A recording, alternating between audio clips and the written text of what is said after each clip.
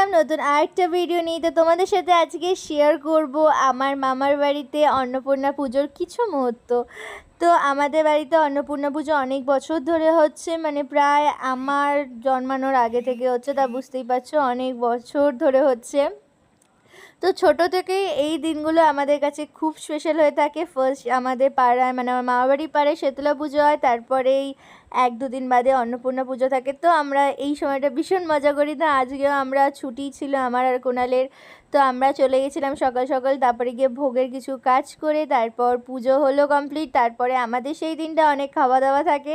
তো সকালবেলা খাওয়া দাওয়া হয়েছিল, সকালবেলা মানে দুপুরবেলার দিকে আমাদের ঘরোয়া যারা লোকরা আছে তাদেরই সবাই খাওয়া দাওয়া করেছিলাম। হয়েছিল ভাত, ডাল, ঝুরঝুরো আলু ভাজা আর এঁচোড় আর চাটনি, পাঁপড়, মিষ্টি। তো আমি ভাত ডালটা নিয়েছিলাম, এঁচোড়টা নিতে ভুলে গেছি, যাই হোক।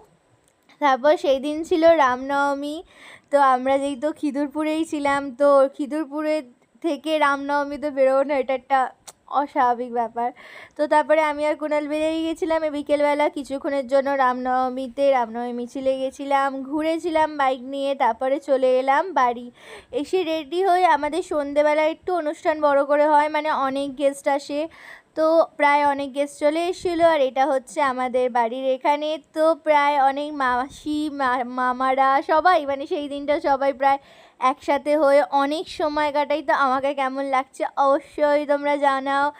আর এখানে সব দিদিরা দাঁড়িয়েছিলাম একসাথে, ফটো তুলছিলাম। যেহেতু বাড়ির পুজো সবাই খুব সুন্দর করে সেরেছিলাম। তো তারপরে খাওয়া দাওয়া করে রিটার্ন এলাম বাড়ি, কেন পরের দিন অফিস ছিল। তো দেখা হবে নেক্সট কোনো ভিডিওতে। টাটা, ভালো থেকো সবাই।